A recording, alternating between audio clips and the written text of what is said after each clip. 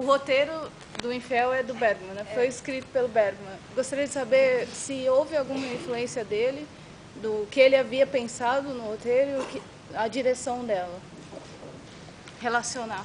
Se ele teve influência na direção, o que ela pensou e o que ele pensou. Uma vez que o roteiro é dele. Como é que chama isso? Faithless. Infiel. Faithless. Faithless. Faithless. Yes. If you have a great influence of Bergman and you read this script, or was it only? No. He wrote the script, Yes. but when I did Faithless, no, because the condition from me, because I did a movie before on his script, which was called Private Confessions. And there, when I was editing, he was coming in and giving suggestions, you know, and I didn't always agree on that.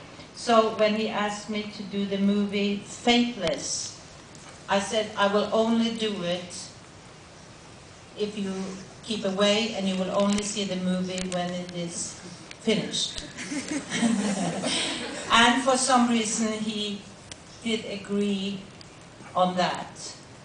And when he saw it finished, he disagreed on 1 or 2 scenes, but I did not change, actually, those scenes. But I needed really to do Faithless from his script, but things that I did not find in his script I wanted to have. I couldn't change his words, of course, but I could give other images, because the script of Faithless was a monologue. He wrote a monologue. I made it into different people, that you saw different people, among that the child of the woman in Faithless, because she leaves her husband because she falls in love with somebody else, and at one moment in the film she also leaves her child for a while. I wanted to show that child, so I have many scenes in the movie where you see the child, you see the agony of the child. And for me this was very important, and it also was important, I found, very much from male audiences, because young men today, they have a very different way than I was used to in terms of children. You know, they are much better fathers than what I was used to when I was young, and they really, you know, felt a lot for this little child. And there again, about directing and what you say, I had an incredible actress called Lena Endre who played the lead, the woman lead. And I had already shown the child, and I knew who the child was. And when she tells the story in her monologue, you know, I told my child that for a while I will not be with you, I will have to live with this other man, there isn't room for you and whatever. I wanted, because you already knew the child and the hurt of the child, I wanted a long close-up of this woman, Lena Endre. And this has to do again with directing. You don't have to say so much. She did the scene, and she told about how she had the child in the bed in the morning and said, you know, from now on, for some while, I won't be with you.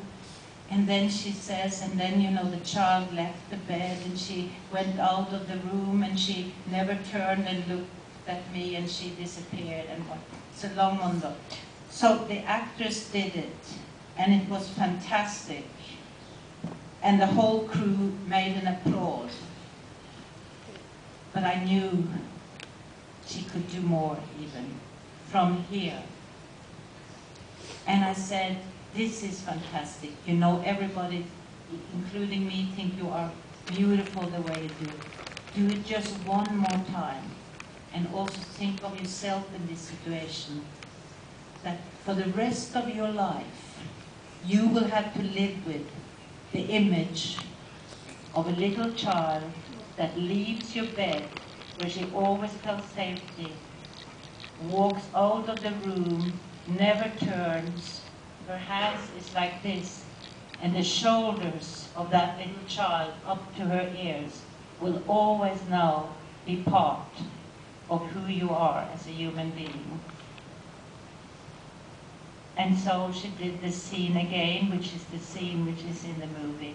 And to me, it's a 7-minute close-up. It's like almost the best I've ever seen anyone do. And there was no applause, no nothing, but it was utterly quiet. And that is when an actress is not only incredible in terms of technique and everything she knows and how to do it, but it also is when an actress dares to use herself, not be herself, but use herself and the imagery that may even be part of her life, and use that. Then she can do the most incredible thing and be part of the audience's life forever.